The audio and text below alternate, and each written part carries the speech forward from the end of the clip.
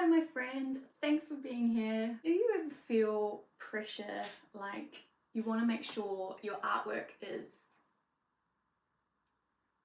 chef's kiss? You want to get it right.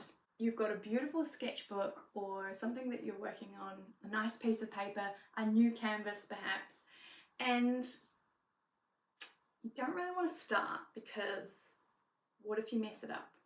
And then what?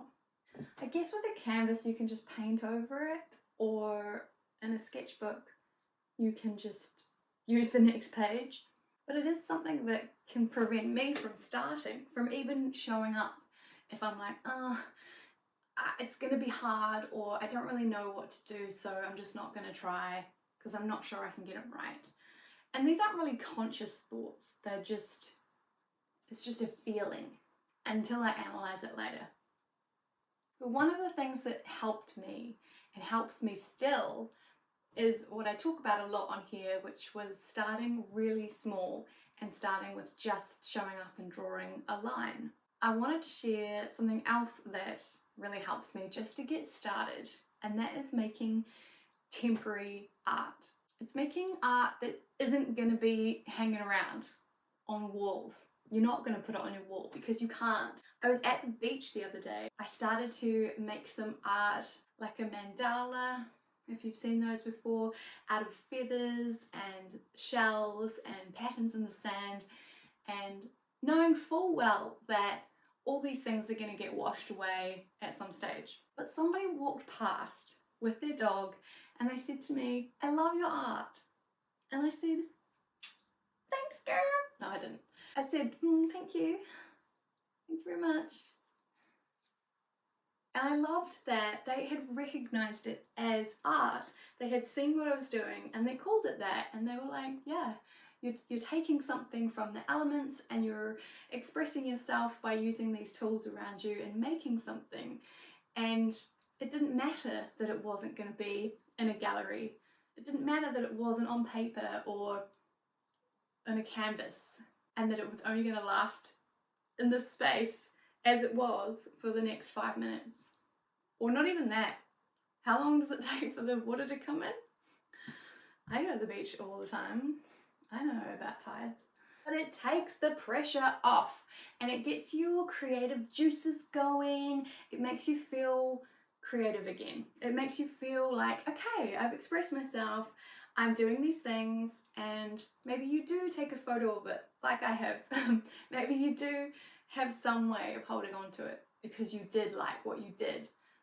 But then you don't have to because it's temporary. And there's so many ways of making temporary art.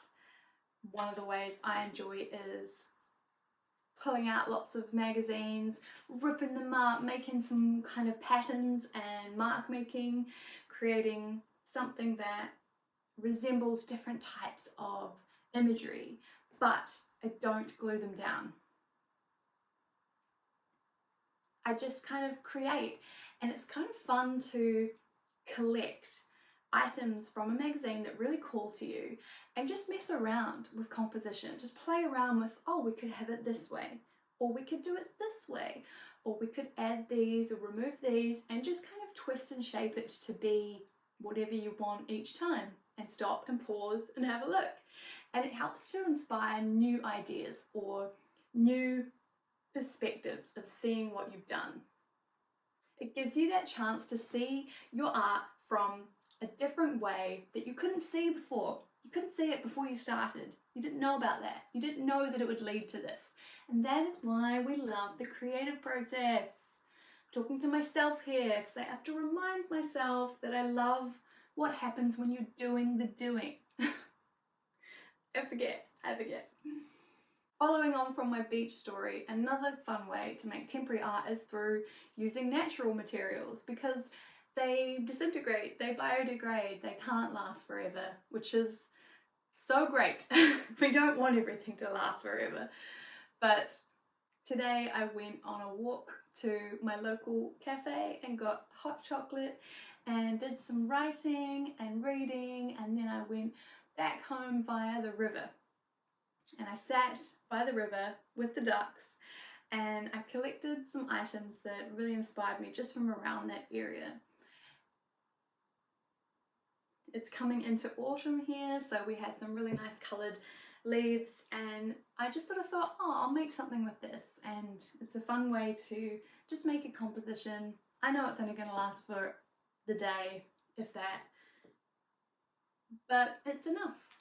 If you like my style and you found some inspiration here or on this channel with these videos, then I invite you to check out my ebook 100 Days of Art, because in here I talk about how I managed to actually do 100 days in a row of art when I'm not somebody who consistently shows up traditionally, and really wanted to overcome this block that I couldn't create every day, or that it had to be great works of art every single time. Turns out it doesn't have to be, and in this book I talk about the things that really helped me, the things that didn't help me, and then how I managed to get to 100 days. And I share all the artwork. Post-it notes, good ones, bad ones, ones that probably weren't meant for people to see, but check it out if that is helpful for you. Thank you so much for watching, my friend. It means so much that you're here, and thank you so much for all your likes and your comments. I love hearing about all your practices from around the world, and shout out to the people that are actually doing the 100 days. Keep going, it is so important to express yourself. I love that you're doing this for yourself.